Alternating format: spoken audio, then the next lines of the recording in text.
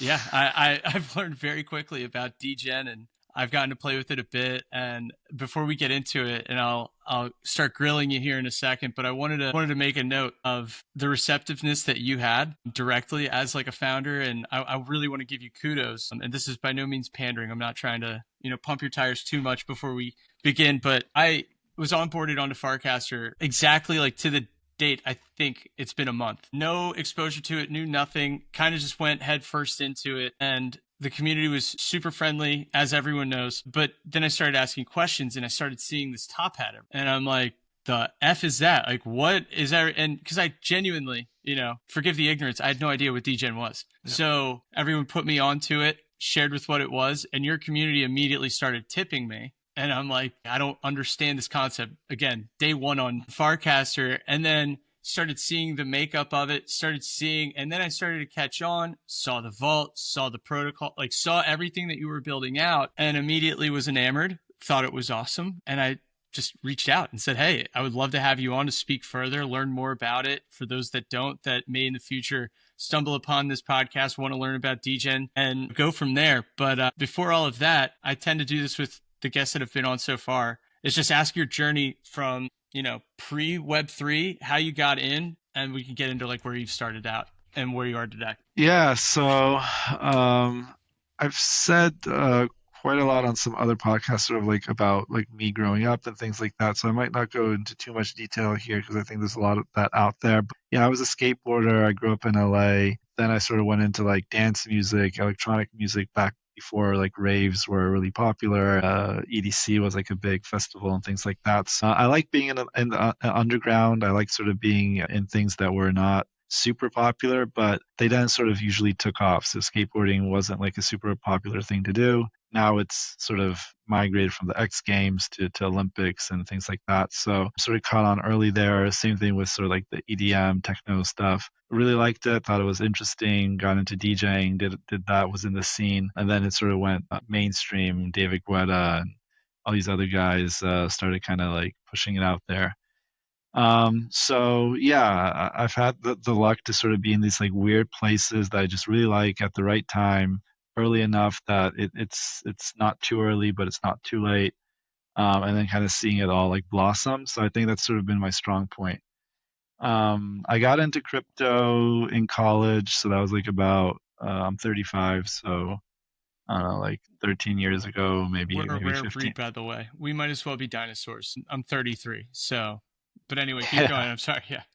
True, yeah, yeah. So definitely the younger crowd is more prominent here. But yeah, so maybe even like 15 years ago. So that's kind of about when I heard about Bitcoin. And that was like the first news cycle that really came out and people were talking about it because the price went up. So that's when I got interested. I bought some Bitcoin, I traded some Bitcoin, and then I sort of lost sight of it and that was it. And then after that I moved to Poland. My mom's Polish, and so I kind of decided after college I was going to stay out here. Got a job at IBM in Poland, then kind of did Credit Suisse as a programmer, then did some other like fintech stuff. MBank was another place.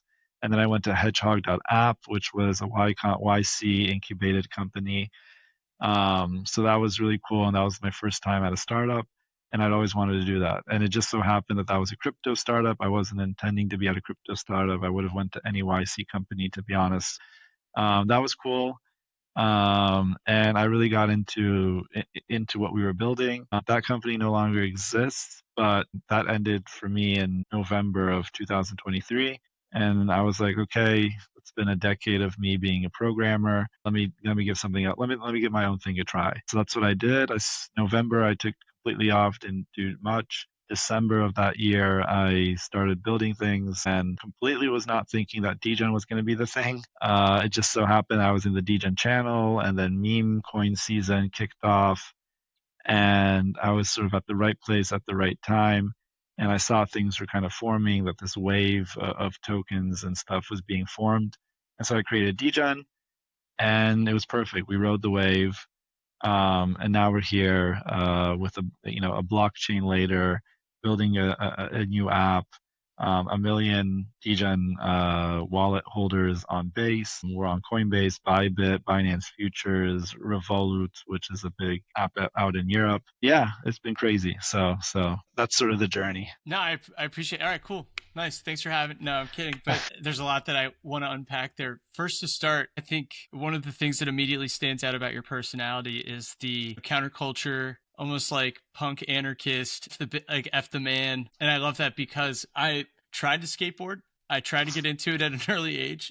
Was really fascinated about it. Like most people our age, Tony Hawk Pro Skater immediately made me go and find a birdhouse and then tech decks and all of that stuff. I'm like, this is the coolest thing ever. And when I was probably like in the third grade, thinking like I consider myself an athlete, and I stepped on a skateboard and I'm like, I damn near broke my back as a third grader. I'm like, I will never, ever do this again. Moved out to LA. And then later in life, like in my late 20s, I was like, you can't not skateboard while living out here. So I got a longboard, cruised all over Santa Monica like a total nerd because I didn't know what I was doing, but begging to fit in and be a part of it. Again, I love the element of that, and I love the culture surrounding it. And from what I've learned pretty quickly, I think you've captured that with DGen. And then yeah, even feeding into that with Bitcoin, I think the culture and kind of your identity, just addressing those two things right away, it's pretty cool for me because one, okay, I may have not been a skateboarder, but still appreciate it for what it is, especially in the earlier days, like the Bob Burnquist, the Jeff Raleighs, like all of those guys, like just making a name for the sport and, you know, finding the VHSs and trying to watch and be like, oh, this is so punk rock. Like this is the coolest thing ever. But then carrying into like tech, I think for us as these millennials, we had a very interesting upbringing where we had the tech. We had like you were just immersed in it right away. I still remember plugging in our like into our programmer on our desktop, plugging in for dial-up to get access to the internet. Like AOL 3.0, 7.0 for us like Americans, that's how we got online. And you know that kind of immersed ourselves into the MTV later. You know, like when that thing was still popular. The influence of the Tony Hawks and like skateboard culture, and then so music like downloading Napster, but then that kind of like put our brains in a mindset of what's cool for us, but also what do we find fascinating. There's a lot of people simultaneously that I think you can attest to this. Like growing up, a lot of people did not find video games cool. You'd be surprised. Yeah, they may play Mortal Kombat, but like, are you talking about like the RPGs that are like super niche in Japan that aren't even you're not even getting access to? I think of like Ness and I think it's either Earthbound or Star, like it's Earthbound, right? I'm ranting, but the point, yeah, but the point being is like that leads us into this mindset of like what is Bitcoin, leading to like Bitcoin in 20 like the 2013 era. I didn't buy any at that time. I was probably 3 years after that, but it sounds like you were very early on to buying, trading Bitcoin. What exposed you to Bitcoin, and what kind of do you remember the time when you were introduced and when you're like, oh, I'm going to start mining this? Yeah, I never mined Bitcoin. I just remember that there was a big news cycle about it, and this was like the first time Bitcoin really pumped. The first time it was really sort of like in the news anywhere, and I have no idea how I stumbled across it. I wasn't really big on 4chan, but I did hang out there a little bit, and I remember receiving, I don't know if it was Bitcoin or if it was Litecoin, definitely some Dogecoin was sent my way. It was like these weird threads where they were like, post your address. And I was like, what is an address? So then I had to look it up and essentially had to download like a Dogecoin node or a Litecoin node. And then you got like this address, and then I pasted it in there, and then they gave me like a bunch. So yeah, that was the first time I really saw tipping happen, which that was sort of like a way of people tipping and distributing a token to you. And those threads were like crazy long, like people were just posting addresses even back then. So yeah, I don't remember exactly how I got exposed to Bitcoin, but then I definitely really went down into like, oh, this is decentralized. This is really cool. I like the tech side, the crypto side, like the weird side of it that, you know, nobody knows who created it. So I was telling all my friends about it. They thought it was kind of like crazy, but it was like, you know, they sort of knew me, and then and they know that like I like that kind of stuff. So yeah, man, it was weird, and I got really hyped on it, and then I forgot about it. So uh, So you got hype on it, forget about it. So what were you working on? I'm curious. What were you working on at Credit Suisse? At Credit Suisse, I was a database developer. So for most of my career, I was just like a very low level type of grunt person at a big corporation. Nobody kind of knew my name, that type of thing, which was cool. Like Credit Suisse was great, actually. I always called them like a DEGEN company because they ended up going bankrupt because they made some bad trades. But yeah, it was great. It was cool because I got to fly from the Wrocław office here in Poland to Zurich almost every year. Got to hang out with the people there. There was like a lot of really talented engineers on the Zurich side, on the Polish side as well. So I don't know, it was cool. Especially on the Polish side, we had a really really tight knit team, and maybe I just kind of lucked out. But to this day, we're all still sort of like friends, and we used to go out and party together. And yeah, it was cool. It was more than just like just work, like work environment thing. So I really enjoyed Credit Suisse. Yeah. Oh yeah, So and what I worked on, yeah, it was just data analytics. So essentially, like we got a bunch of data. It was mostly I was in derivatives and sort of like the most like the majors thing. We just got a ton of data that was coming in, and we had to process it, calculate different things, and then we outputted like reports. And these reports were then read by analysts who had to be like in segmented rooms that you couldn't even like go and like talk to them because like everything that was in the database was like codes. So like you don't really know what a code stands for, so that you don't know what trades are they're flowing through. And so then these analysts they actually know the codes and stuff, so they're like in a locked room that it's all like separated and stuff. And then they sort of see part of the story, we see part of the story, so they and just then they silo you to make sure the conflict of interest is yeah, because I would have loved to know what Credit Suisse is trading on a given day. Like that would have been great. But they're pushing a lot of stuff out there. So yeah, of they course. definitely made sure that we didn't know. And then the final people there sort of knew. And then they usually just reported. This was post 2008. Reporting was really big. You're supposed to report to like all the major like agencies out there like FINRA and FINMA and like all these kind of things. Yeah, so that's kind of where the reports ended up landing. I don't know how useful those reports were, or how useful my job was because I never really got feedback of like, yeah, Oh, it's really great important. job on this.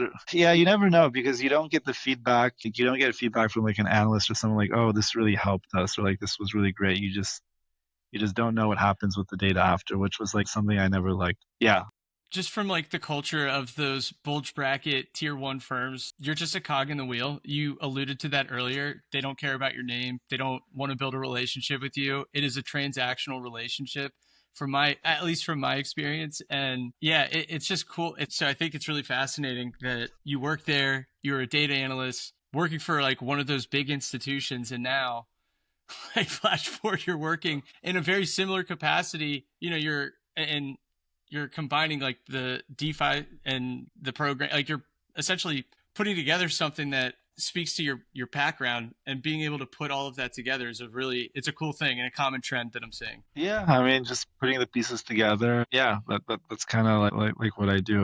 Yeah, I don't know if I come up with like a lot of like original ideas. I think a lot of them are just things that I piece together over time. So, um, Yeah, no, and I think that's really pertinent to what we're speaking to about, and then also who we're speaking to. I think like the purpose of this podcast, this show, interview, whatever you want to call it, is just trying to give founders, aspiring founders, motivation, something that just build a relationship essentially with the others, whether it's through this podcast or actually directly communicating through the channel, but just making sure that, your story's out there for them to hear and make sure that they know that they're on the right path as they're picking pieces together, having losses, having setbacks, kind of figuring out their identity, especially whatever they're trying to build. It's all relatable. And to get to like where DGen is today, you had to have those roadblocks. You had to piecemeal this together and have life experience to get to where it is today. yeah, definitely. I mean, I was always doing different projects and stuff like that. Even in high school, I have like an article from our high school newspaper where somebody was calling me potentially the next Donald Trump of like radio or something, because I was like doing like a music show and stuff. So I was always experimenting with stuff. Yeah, a lot of those things failed. With DJing, it's kind of like the opposite though, because I did really, really well at the beginning. Now we're sort of like in this market slump. Things are a little bit slower. So it's almost like the reverse story of like my expectations were low. I didn't think anything was going to really work out.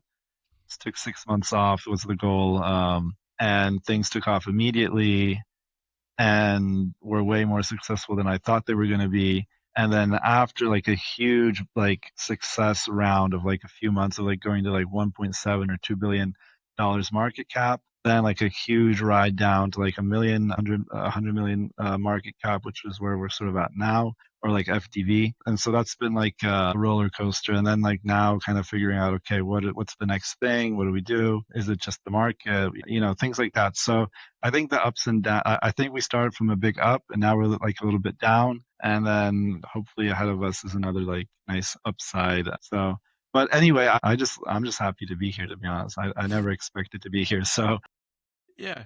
that's cool. No, of course. And again, I appreciate you and the transparency of things. The thing that's awesome is a lot of it's out of your control, right? You know, you can only control what you can control. And we haven't even gotten in to DGen and all of its capabilities, what the future looks like. And I'm really excited to dive into that. But before we get into that, I would love to hear, you know, at least a couple of words while on subject and we can move on. But just like, I don't know, having the mental fortitude and enduring that peak and valley is something that I think is really helpful to hear. Probably not been in I can definitely say I have not been in a situation where a token I launch is sitting at a 1.2 billion, you know, even higher market cap, and then to drop by 90% cliff within these tokens. I would love for you to kind of walk me through what you did to stay mentally tough and Dirk, and I can't, and we don't need to get into the negative, but like the backlash, the anguish, people easily like pointing at you like you're a POS, it's all your fault. So to bear that and then keep going, I think is incredibly admirable. But I'll stop ranting. I would love to hear thoughts on what I just word vomited. Yeah, it's kind of crazy. Like on the way up, obviously it was crazy, like crazy good. People were like reaching out, patting you on the back, saying everything's really, really great. And I remember when one like we only took money from one confirmation, like an actual OTC trade with them. All the other funds that bought DGen bought it off the market. So with one confirmation, I remember Nick, he sort of mentioned in one of the calls of like, you know, the community's on your side now, but there's going to be a time when they sort of turn on you. And so internally, I already sort of kind of knew that, but he kind of verbalized that and just was like, you know, just be aware that this is sort of like the way things go. And totally right. You know, when vibes are up, everybody's on your side. When vibes are kind of down, like the community sort of does turn on you and blames you and tries to point a finger. They try to make sense of the situation, and they definitely need something or someone to blame and like why is it like this, why did I lose money, why is the token going down, like I thought everything was going great. So yeah, like the highs were really high and I was really hyped. I remember when I did the OTC trade with one confirmation, I was like, this is crazy that like they just gave us like $1 million worth of Ethereum. Like I was just like ecstatic, but also fairly within like a narrow range of like I used to be a little bit crazier like in my 20s. Like definitely those emotions were like kind of like the lows were really low, the highs were like really high sometimes. But about like 5 years ago, I stopped drinking. And honestly, that was like a major milestone for me. Like a lot of things changed when I stopped drinking. First year wasn't that like amazing, but like after that, like the effects of that, I think that was like a really, really great point for me because I had been partying quite a lot in my 20s, going out almost every weekend, every other weekend. And for me, alcohol was just becoming like sort of like this, it was kind of like disrupting my weekends and weekend thing. And then when I stopped, it just allowed me to concentrate on other things. And then also, I just noticed with me, like my emotions and things, they became more just like tame. Like I wasn't overly angry. At first, I kind of maybe was, but I wasn't overly happy. I wasn't overly sad. Things kind of like settled into a range, which was pretty cool. So like when I was dealing with all of this kind of stuff, because it is all like kind of like emotional stuff with like the token and people yelling at you and stuff, it wasn't so hectic. And I sort of attribute that in part to me just kind of being like, okay, I'm going to go to the gym. I don't really go to the gym like that often. When I was in college, I used to weigh like be kind of, I had a few years where I was like really into fitness. Now I'm like not really into fitness, but I'll go to the gym like maybe once a week and then I'll go on walks and like I'm not really like a big I'm just not that big on it, but like I like to go. I feel better. I actually do step, which is like things that like usually women do. So it's kind of like you go on the step and you like dance and stuff. And I'm in a class with like all like college girls essentially. It was a little bit awkward at first. But like I go there and I go there and I just step with them That's and cool as I'm not gonna lie, that's cool as shit, dude. I'm like, yeah. real talk, that's awesome. So yeah, actually that kind of started because in college I had signed up for boxing, but I messed up and instead of putting like 82B, I put like 82A as the class. And so I stepped in this class and it was all just like these young college girls. And I was like, "Is this boxing?" And she's like, "No, no, this is step." And I was like, "Oh man!" But I signed up for boxing, and everybody's like looking at me like really weird because it's just like I was kind of like randomly. I was late to the class. She's like, "No, go upstairs and talk to the like the main coach guy person. Maybe he can sort you out." And so we looked at the syllabus thing and like all the classes and like, "No, you messed up. Like this is the wrong class." But he's like, "Do you want to change or do you want to go back?" And I was like, "Well, I'll just go back." It was just too much of a hassle. I didn't want to change my schedule. So I went back. The girls weren't really like, they were sort of like standoffish with me for like the first few, maybe like 2 weeks or something. They kind of felt like I was like this weirdo, like hanging out there. But then like after that, I was like really into it. Like I didn't really talk to them. Like I just did my own thing. I didn't really care. I was nervous to be honest at that point. I Like don't it's blame you. What the dude, you're the only guy in the room. It doesn't matter. Like that's yeah, I hear you.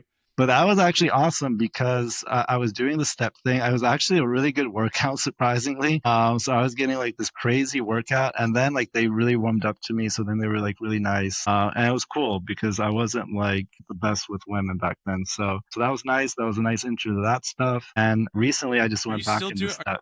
step? Yeah, yeah. So I didn't do it for a while. And then my wife was like, "Let's go and do it." So we went and did it. And so now we do it every week together. And then I do another class by myself. So I try to go twice a week. Sometimes I do it once a week. Yeah. I'm not.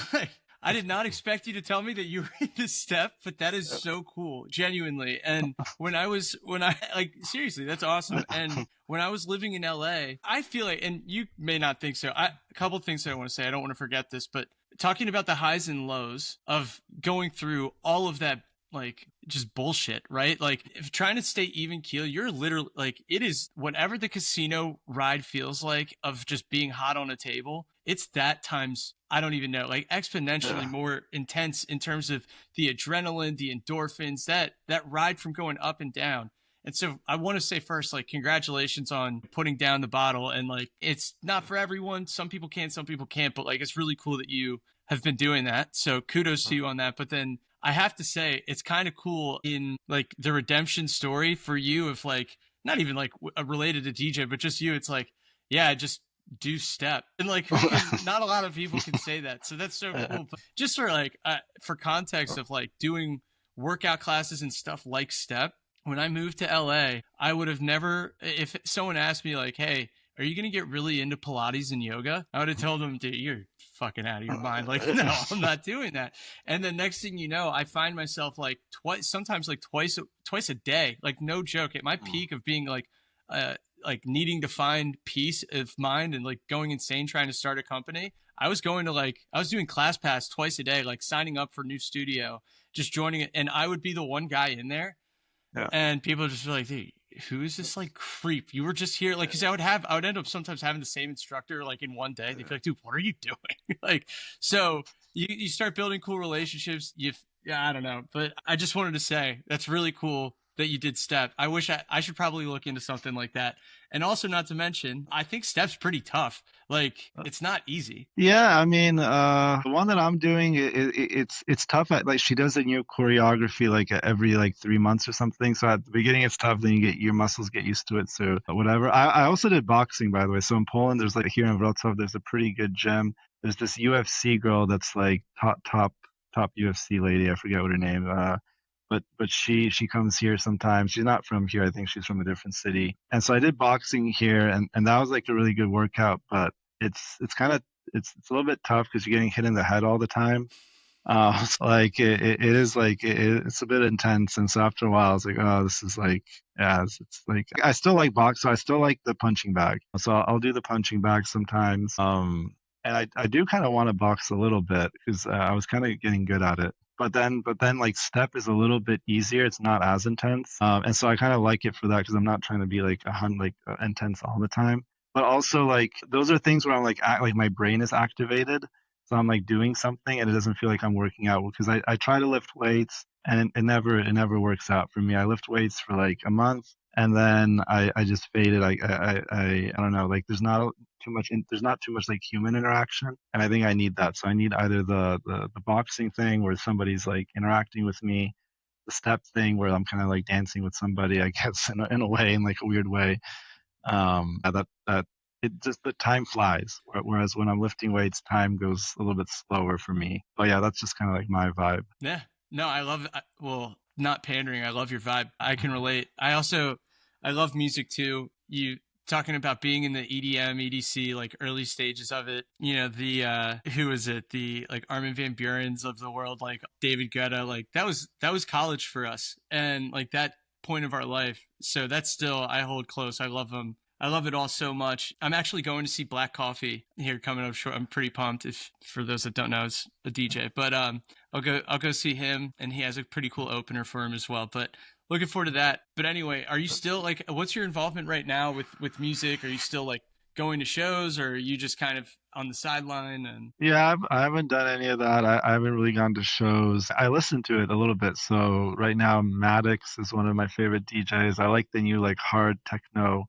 like 90s vibes that are kind of coming back. So there's so many like genres and subgenres now, but that's one of the sounds I kind of like. So yeah, I listen to it a little bit. I don't go to shows. My wife's never been to a rave. She's never been to a festival. She's never been to like a massive thing. So I want to take her, but just always like I don't know, just always miss it. And then yeah, I don't DJ anymore. I don't do any of that stuff. Just kind of doing my own thing. Kind of that was just like that was a great time, but then I kind of yeah dived away from it. And it's an intense culture. I've got some exposure to it, and the life that a lot of these DJs live is just it's crazy. It's absolutely insane. My cousin's a DJ down in Brazil. I'm half Brazilian, so I spent a lot of okay, time with him down there, and just seeing the things that like you like, even if you have a somewhat decent following, it's just intense. You're up till your show you get on stage at like 2 a.m. You're done at 7. You wake up in the yeah. afternoon or like late afternoon sometimes when the sun's setting. You're waking up. It's just like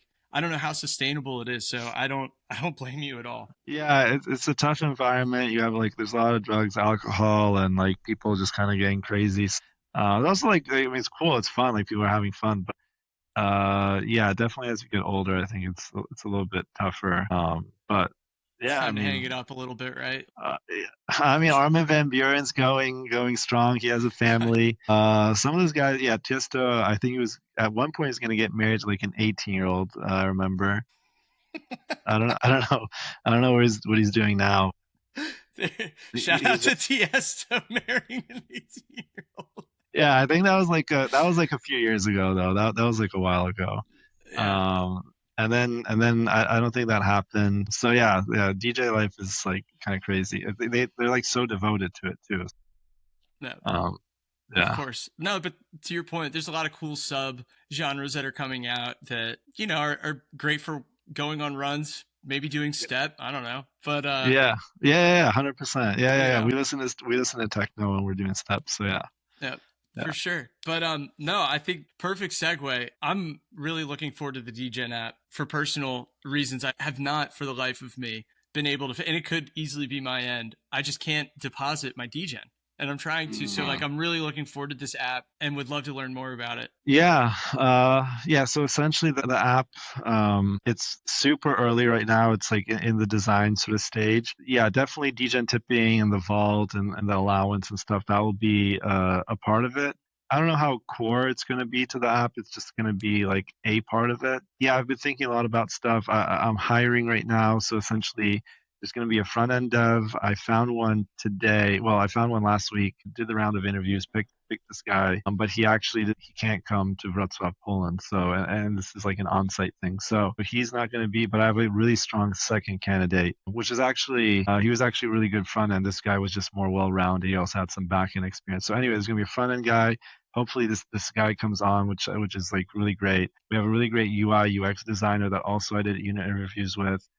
He worked with one of the founders here of CD Projekt Red, which is one of the big gaming studios, probably one of the biggest in the world. They created this game called Witcher, Heard of and it. that was yeah, that's really big. And so Played all uh, three of them, so like, uh, yeah, heard of it. yeah, And it's also, oh yeah, it's Polish. It's the it's author Polish. of the book is, yeah, yeah, yeah. Yeah, the Of author of course. the book is Polish, and the game studio that made it is Polish, and they're actually in Wrocław, which is like a really sort of random city, but like there's actually a lot of tech stuff happening here. And this designer he worked with one of the founders of CD Projekt, which is the company that the studio that made the game at a previous startup. So he's really good. He also made XTB, which is a really big Polish crypto. It's the biggest Polish crypto exchange, I would say. It's really big in Europe as well, not in the US, not so much. And so he has a lot of experience. I really hope he accepts and becomes part of the team. So if he does, that's going to be huge. There's the front end guy I mentioned, and then somebody in back end. And then there's me. I'll probably fill in a little bit on the data side, but mostly I'll be doing like the business side of things. So yeah, I hope the team comes together by end of May. The designer I want to be online, hopefully next week even. And then we sort of start off with research and design. So before we write any code, we're going to go through a whole research phase. We have 17,000 people that signed up for the wait list, which is like a ton of people considering I only put out one Twitter post and one Farcaster post, maybe two posts on Farcaster, but essentially that was it. And we had like this huge inflow of interest. So super happy about that. And yeah, a lot of people are asking like what are the features going to be and things like that. I don't know exactly what the features are. I have a couple ideas. I'm not really spilling them just yet, but what we're going to do is we're going to take some users from the waitlist. We're going to take some investors and some people like within the industry. Talk to somebody from Solana today, somebody from Alchemy, so forth and so on. And we're going to put them through this like UX experience. We're going to mock up the designs and get their feedback so that we get it really fast. See what they think, iterate on that, get their feedback, and then once we're ready with the designs, hopefully by end of May is my goal is to kind of be ready with the first kind of version MVP of this design. Realistically, it'll take longer, but at least for some of the core screens, get that design out there so then we can kind of pass it off to the front end dev and get to work on some of this stuff. So also the website needs to get a lift. So that's second priority to the app, but I want to give the website a lift. So whenever we have time to do that, we'll do that. Also, we have the mini app, which is going to be on Warpcast and also on Coinbase Wallet. So we'll give that a lift, but that's third priority. So that might happen in the summer whenever we Oh, have a chance to yeah. So it's just going to be like more. so your route is going to be standalone app, website, then mini app. Yeah, the mini app is just going to be a smaller lift. It's not going to be. We'll see how it ties into the actual app itself. But at least for the mini app, I just want for the tipping experience to be better. So vaulting, getting your statistics, knowing who are sort of like the leaders in tipping and things like that. So at least make that nice with like the general info. And then later on, maybe when the app's out, maybe we can incorporate some features. But definitely what I will say about the DGen app is I want to do something completely different than what Farcaster is doing, Warpcast is doing, and what Coinbase Wallet is doing. So it's gonna be completely different than anything you've ever seen. Like it's not gonna be anything near Twitter, nothing like Facebook. It's not gonna be any of these experiences. Oh, so you're doing a whole revamp. This is not like what I was under the impression of for the app was yes, you'll have your vault, deposit, have statistics, Yeah. leaderboard, whatever, attach your wallet to it, and then tip on whatever but like you're saying this is gonna be completely different. Yeah, it's gonna be something kind of like well, it's not gonna be like Friendtech, but like kind of like when people open Friendtech, they're like, "What the hell is this?" It's like like weird experience. This is gonna be like a weird experience, essentially. Well, not weird. Cool. It's gonna just be different. It's gonna be completely different than anything that's out there. We need to do the research just to see if people are even interested in it, but I think people are going to be interested in it. Yeah, it's gonna be kind of like Black Mirror in a way. Ooh. So What? yeah. So Ew. so we're not gonna yeah it's not gonna be something that Dan and Varun can clone in their app. Or it's not something like Coinbase is gonna be easily able to clone. And I don't even think that they might want to. They might be a little bit skeptical because it is gonna be You're paving your own lane though. I mean that's and I see that as a net positive if anything. And I wanted so a couple of things thank you for sharing and I'm going to do my best not to pry and like steal some of the stuff out of you, but uh, going back you're talking about onboarding your front end and your back end devs, and you mentioned like they're not coming here, so I'm not like a lot of candidates wouldn't come. Are you adamant about building in person? And is that a huge belief in your eyes? Yeah, no, that's a big belief, and I'm not really picking candidates from. I'm not even recruiting from the web or from Farcast or anywhere. So I'm working with a big agency over here, a big vendor, as they're called. One is 7N, which is a Danish vendor of like consultants, and another one is SII, which is like a French one. So anyway, I'm working with them. I used to consult for them, so I was on the other side of the whole machine. And now I'm kind of like taking some like contractors from them. Maybe in the future these guys become employees, but like that's kind of like the route. And that's the idea. And all of them are here in Wrocław. So like all the recruiters know that they need to recruit from out here in Wrocław. Amazing. So yeah. That's no, I appreciate that. I think, different strokes for different folks. Like some people love outsourcing and they can make it work. Others are like, nope, in person, got to be with me. I appreciate that a lot. But I Yeah. wanted to ask you about that. But then going back to the app, so what made like how did you come to the decision? Because one thing that I've noticed pretty quickly about Farcaster, and of course you have your mini apps that are within it, but what was the thought process of not wanting to put these new iterations to the app on the mini app? It was just to stay close to the chest, or was it like what was the thought process there? Well, yeah. Well, the thing I want to do is definitely not possible in a mini app since this is sort of like it's still going to be like a social network, but it's a different kind. So yeah, this can't be done in a mini app. It's not a game. It's not like a trading platform. So it doesn't lend itself well to that. It's essentially like you can't have like a social app within a social app. Yeah, it just doesn't work. Plus, we're big enough that we have like enough distribution that we can kind of do our own thing. And there's a lot of people that hold the DGen token that don't even know about Farcaster. So giving them something to do, I think, will be cool as well. And it'll be net positive for Farcaster since we'll bring in like new people. And I don't even want to. I don't want to compete with Warpcast and Coinbase at all. So I don't want to take users from Warpcast or I don't want to take users from Coinbase Wallet. If people like those apps, they should use them.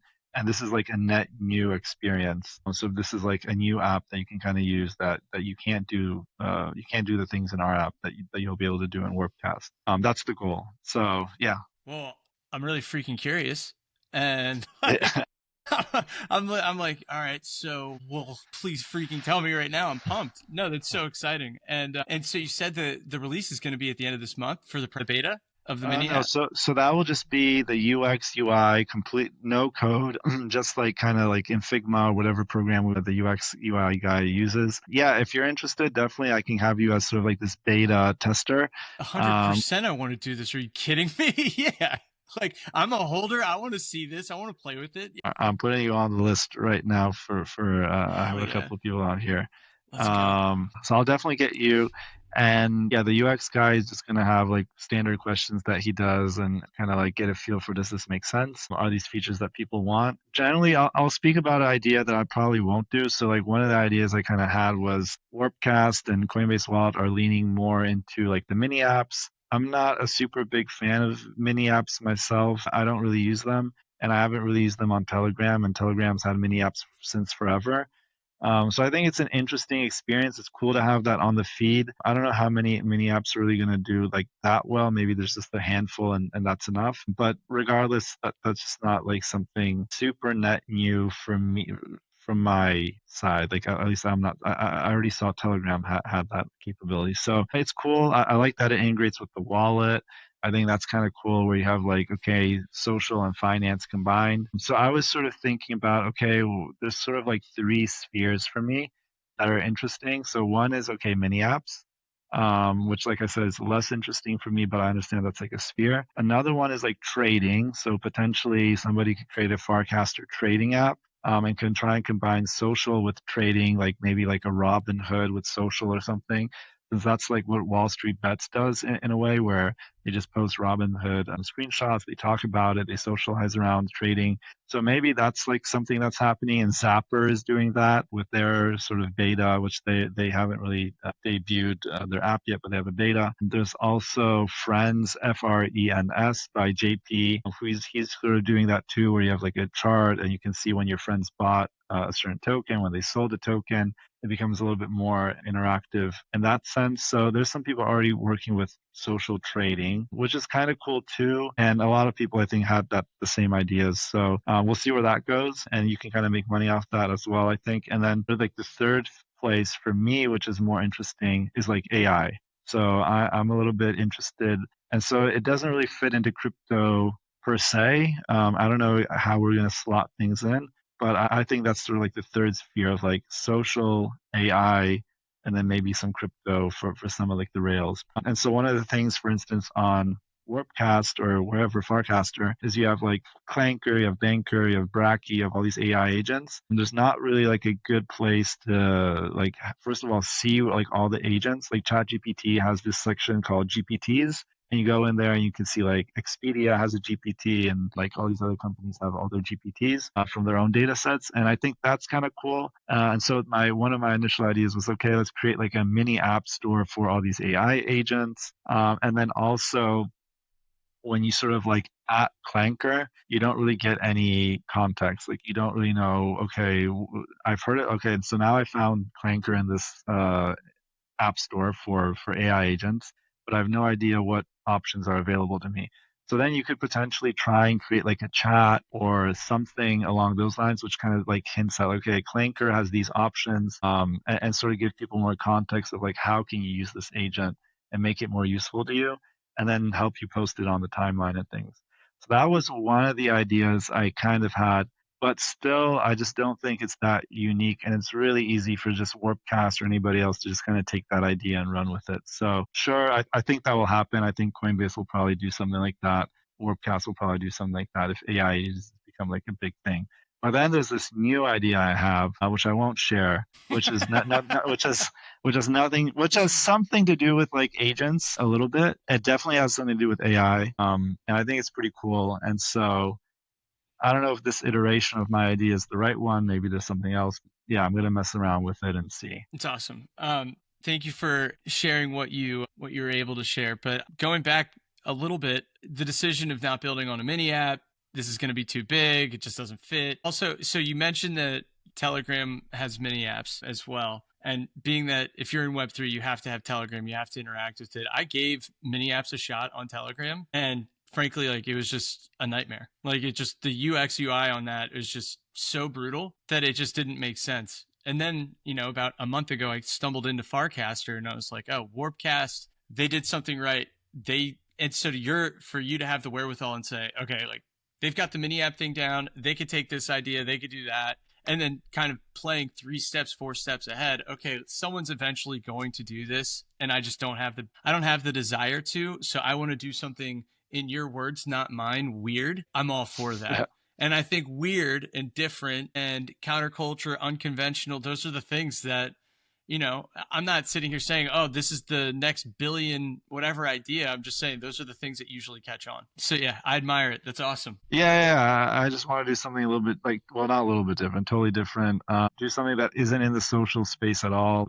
Yeah, something completely unique. Again, Black Mirror definitely comes to mind when I think of this idea. I don't know So if we should be going around saying that. That gives me nightmares, dude. I don't know if you yeah, saw well, the latest season, but I'm like, I saw, yeah. Well, yeah. It's a little bit like the episode of the last with episode was awesome, by the way. Oh my gosh, I'm talking about the coder one, where he has the computer one.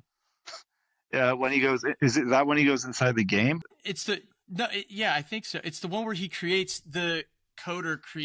gaming coder creates the little world within the computer. That one. That one was Uh, awesome.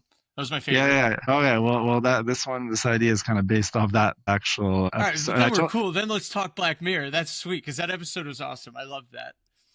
Definitely not that sci-fi. We don't have the technology to do that exactly that. But yeah, I told my wife about this idea, and she's like, it's a little bit creepy. but I like it. It's like she would use it. So and she doesn't use social media almost at all. Yeah. We'll see. I think it'll be cool. That is so cool. I'm really looking. I'm so hold on. Just for the record here, I get to start playing with it, right? Yeah, I'll mock Or up at some least get in. designs. Yeah, just or at least be able to see it. Yeah, it'll just be the UI, and you'll be able to click through it as if it were an app on Figma, but it actually won't do like any, it's all like predetermined stuff. So you click something, you go to a screen that's already hard coded, but at least it gives you a feel of like, okay, what would this app look like? And at least it gives us the benefit of the doubt of not having to code anything and giving somebody a sort of like product. And this is the way we're going to do things is basically go through like the research phases each time, not build anything until we've sort of like gotten some feedback on the UI, on like people actually clicking through the buttons and checking it out, and it seems like it's an app. And then once people are like, okay, this is pretty cool, then we go and actually do the coding, which is like that's where all the money gets spent, really. So on the Good to have a engineers. case study before you start spending money on it for sure. Yeah. Happy to be a guinea pig. Happy to give feedback. And man, I'm so excited. That's so cool. And again, end of this month, correct? That's when we're gonna start having the So yeah, conversation. Right? Yeah, yeah, yeah. So the timeline definitely is by end of the month. I want to have probably not the whole MVP sort of mocked up, but at least like enough to kind of get these conversations going. And then we have like some things for the devs to do as well. So the devs can start on like really boring screens first, like login and things like that. That can be mocked up pretty quickly. Then the actual meat of the mockup will take some time to do some research, do some polling and things like that. Yeah, and so by end of the month, like you and a couple other people, definitely I'll get it to you so that we can get your feedback and then amazing. iterate on that, get feedback again, then sort of finalize it, and then that's our MVP that we want to build. Then we build it. I don't know how long it will take to build. I think end of summer is like a pretty cool goal to have. And if we can get something out by end of summer, that would be pretty amazing, like September-ish. And then after that, once it's out, I want to go to like these 2 week sprints where we're releasing something small every 2 weeks. Just because crypto is like this weird place where one of the downsides of the last few months is I haven't had time to release things. And you lose attention, you lose people's sort of patience with the project. And so everybody's like really waiting for something from DGen. They're getting impatient and things like that. So I want to go back to like, okay, now we have something and we're going to start releasing all the time and also maybe have like a roadmap. These things are just really important in crypto. In other industries, it's not that important. Like A if hundred you're if percent. This is a completely different space. The attention economy, and if you're not playing the game of just constantly feeding, you are so insignificant. And it is so challenging, but at the same time, rewarding in that it's forcing people like yourself to put out the best product so quickly, where people are not the old world of like traditional VC. They do not comprehend how quickly not only just millennials and younger operate, but like how sophisticated they are with putting things together. And you even see that with AI. Like, there's certain things that you can build out in a couple of hours, if that, that would take weeks prior to, like, for the generation before us. So yeah, we have the understanding, but like our patience levels are just like Yeah, yeah, yeah, and that's I mean that's part of like the game here, and that's something I've just realized building DGen, and I didn't really realize that earlier, and it just kind of like at first I was iterating fast, then I kind of slowed down, so now it's time to kind of get back up to speed. But yeah, some industries don't really have it. Like you can if you already have like a mode, or you like even like if you're in gaming, you can build a game like GTA 6 or something for 5 years. take whatever time you want. Exactly. Yeah, yeah. People wait around, they're ready, and then when the date kind of arrives, everyone's like ready to buy and play. With crypto, you can't really do that. Like you really need to just like keep releasing, keep showing roadmaps, keep kind of people on their toes, especially when you have a token. That's like really important. Yeah, I Maybe when mean, things scale out, maybe it'll be different, but yeah. I was talking to Kojo yesterday, and we were just talking about Ponder and what was it like.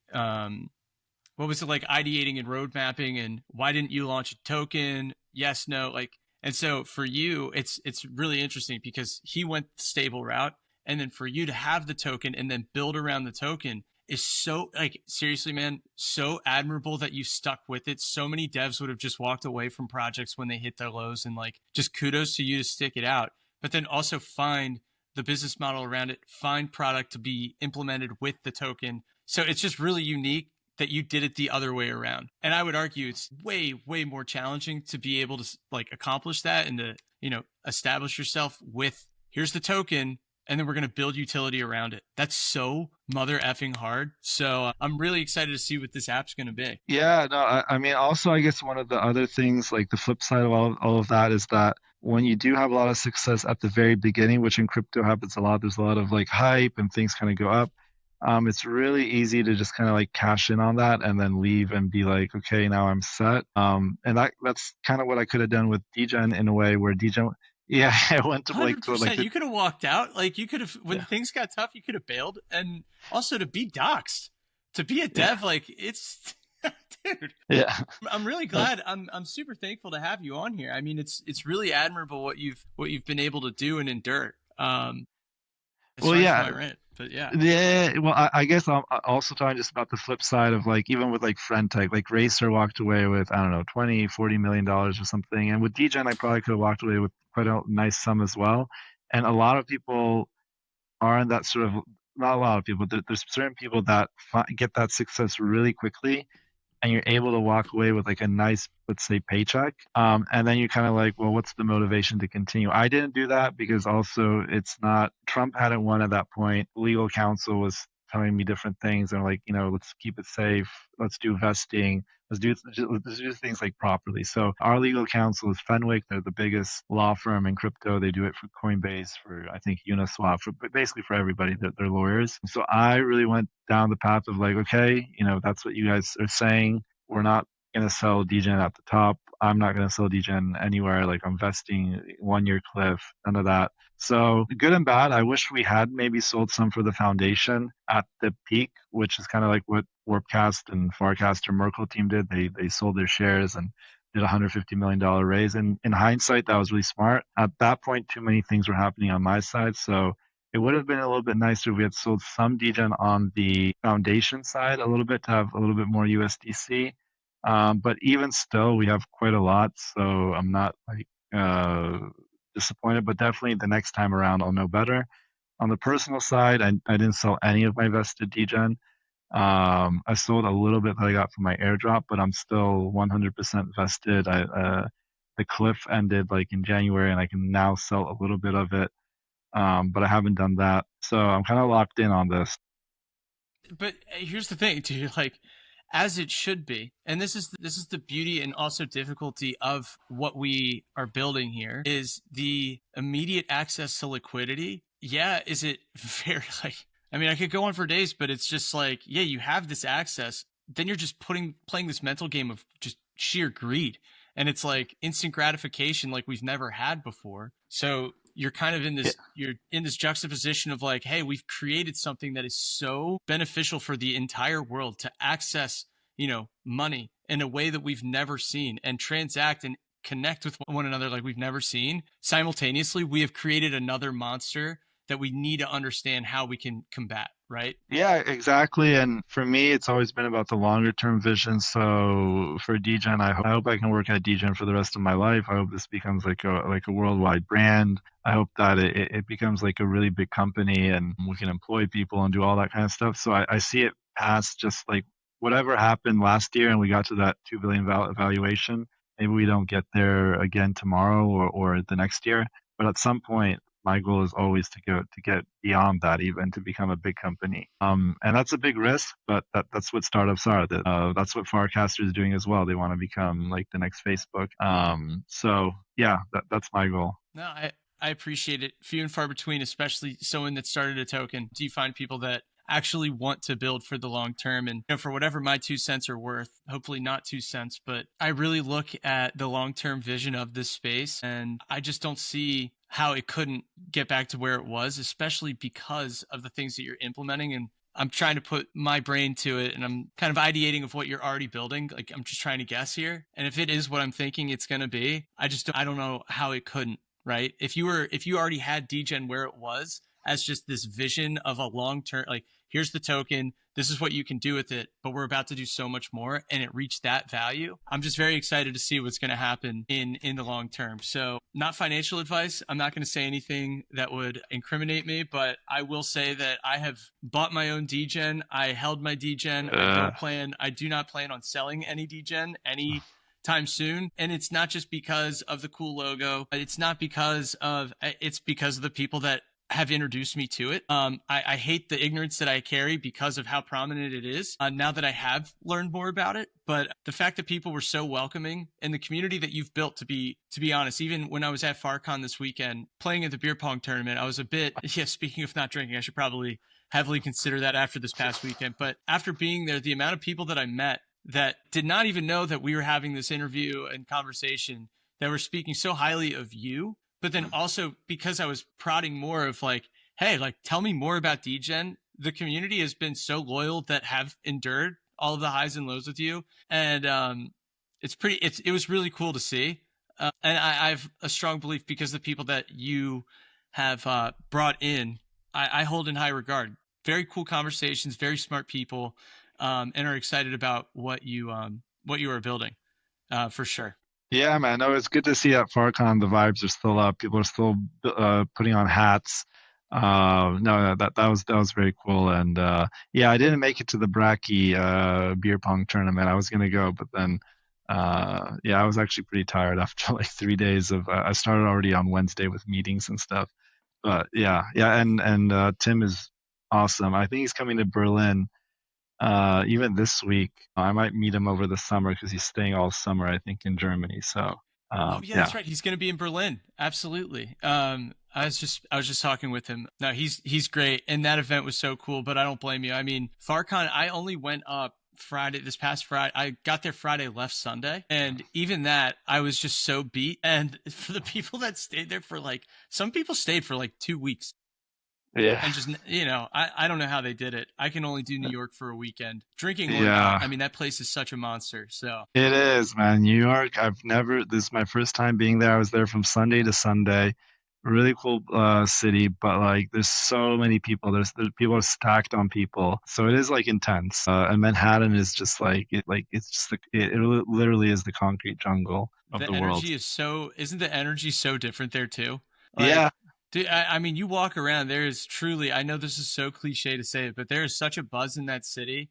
Not for me. I tried living there for like a yeah, year and change, and I was just like, this place is chewing me up and spitting me out. I'm good. And I moved to LA in yeah. 2017. I was like, I need to do something polar opposite. Moved to South Bay, and I was like, this is the coolest place ever. I never want to leave. Yeah, that's 100% true. Like I couldn't live in New York. It's too much for me. I grew up in LA, so yeah, LA is a way chiller vibe. It's more spread out. Were you East LA or were you on the West Side? Well, so I was in Santa Monica. Yeah, so on the west side is It's the like best. that's yeah, yeah. Venice is kind of where skateboarding started and all that kind of stuff. So yeah, it you have a lot more like weirder people on the West Coast, like definitely Venice Beach and things like that. New York is more like I didn't see that many weird people to be honest. Like there's some crazy people here and there. There's some Let me crazy tell people. you, Okay, Robert, let me okay, tell you something. There are some oddballs that are in New okay. York. But All okay, so right. to your point about Venice, though, I lived in Venice for 4 years, basically Okay. all of COVID, and prior to, I lived in Venice, and I lived off of Pacific and Brooks. So that's actually a part of the Farcaster story for me, is that Ted in her profile is like eating at Jelena, like, skateboard surfing in Venice. And then I DM'd her and I was just like, do you also by chance get coffee at Little Lunch? And she's like, dude, what the fuck? Like, how do you know about? And then we put two and two together. We were actually neighbors. And so, Nice. yeah, yeah, Okay. yeah. So, but anyway, long and short, Venice is definitely weird. And the best kind of weird. I love it. The culture, the environment, the energy there is definitely different. Yeah. You're either, lighting off fireworks on the boardwalk and homeless, or on a crazy mushroom trip, or you're surfing and super fit and like doing a 5K that morning.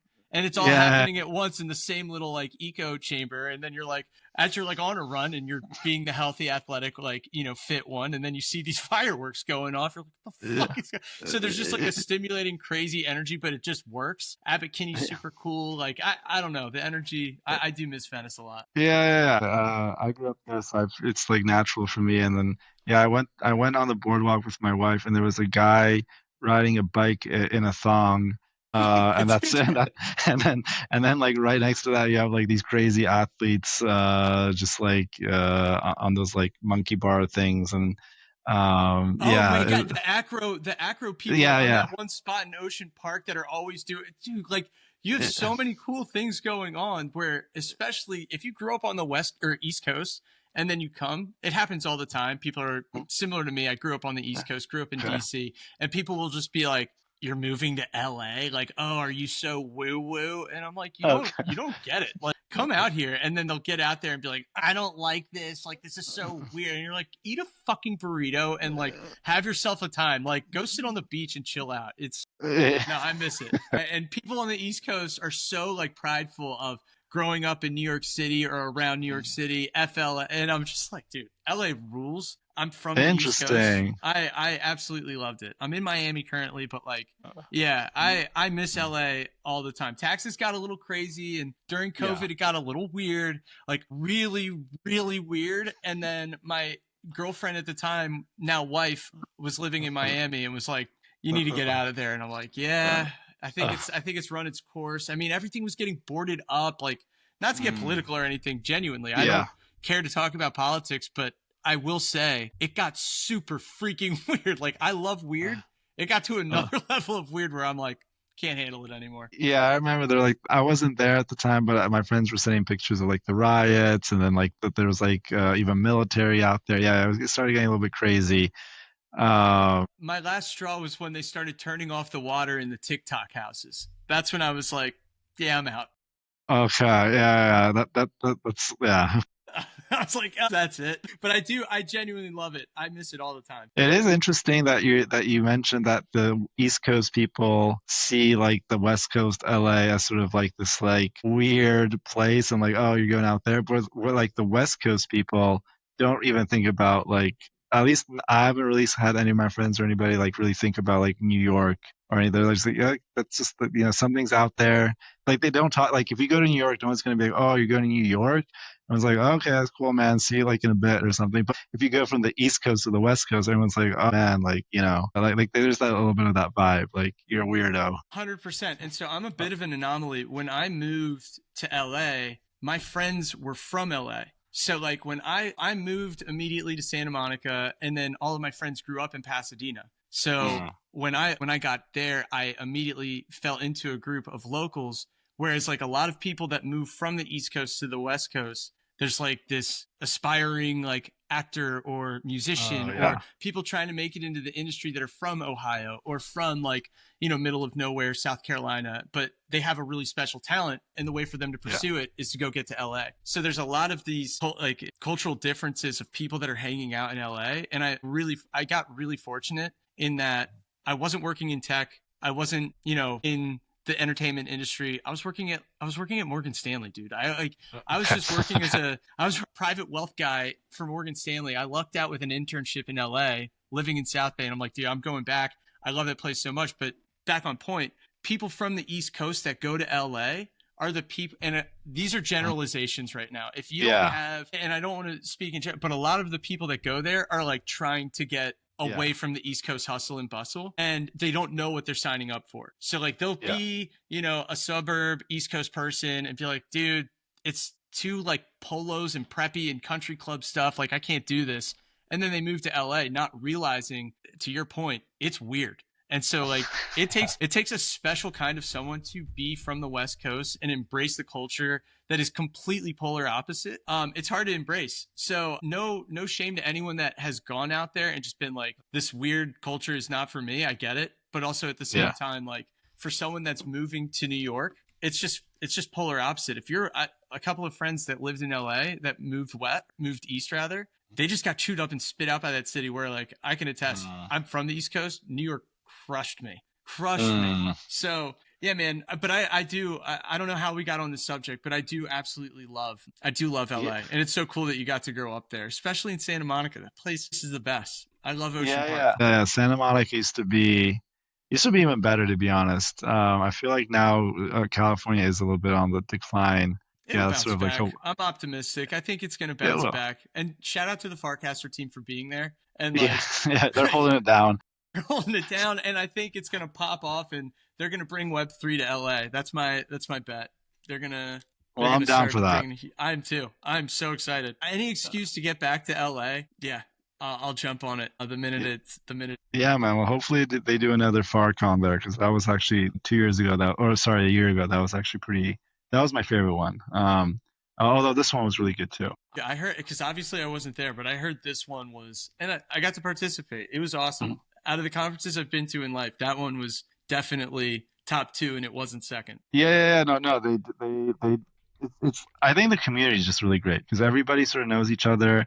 It's not like consensus or like some other like token, whatever it is, yet 2049 or whatever they're calling it. It's not so like salesman-y where people are sending their salesmen and be like, hey, like sell this product. It's more like people are vibing. It is underground. People are building, and then there's people just that are just like on there. So that's a little bit nicer than some of the other big conferences where it's kind of like a sales show. One of the first casts that I put out, I said something along the lines. I was just like, I'm so done with black pill doomsday scrolling on X, and I was just like, Farcaster is so different. This is such a cool culture and ecosystem they've built. And I like signed off by being like, we must protect the sacred land at all costs. And I think that Farcon definitely put that into perspective for me. I was drinking the Kool-Aid after the first like couple of days of being on it, but then being in real life and like the URL to IRL theme, it was so cool to be able to put faces to names and even people that were part of the DGen like world. It was so nice, man. But yeah, I don't want to keep you too long.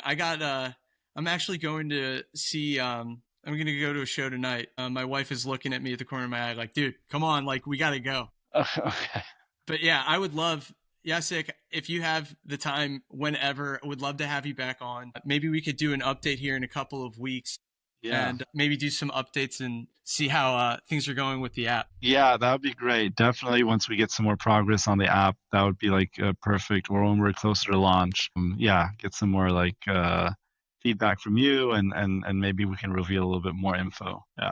That'd be awesome. And I gotta say, thank you so much for making the time and also just sharing a little bit more about yourself and what you're building with DGen. I'm so excited, very bullish on, very. Yeah, bullish. I love it. Yeah, thank you, Uh, man. Thanks for having me. Awesome. I'm gonna get you this beta thing soon, so hopefully we can talk about it a little bit more internally or maybe on the show.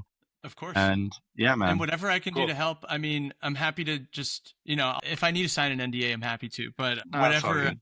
yeah, however I can help and promote it, would love to. And just post it on the channel and make sure people are getting exposed to it. Sounds good, man. Sounds good. Awesome. Well, all right. Enjoy your step classes that are coming up. And Yeah. cool. I'm so pumped that we got to connect and do this. We'll definitely be in touch. Awesome. Thanks for having me. Awesome, man. Take care.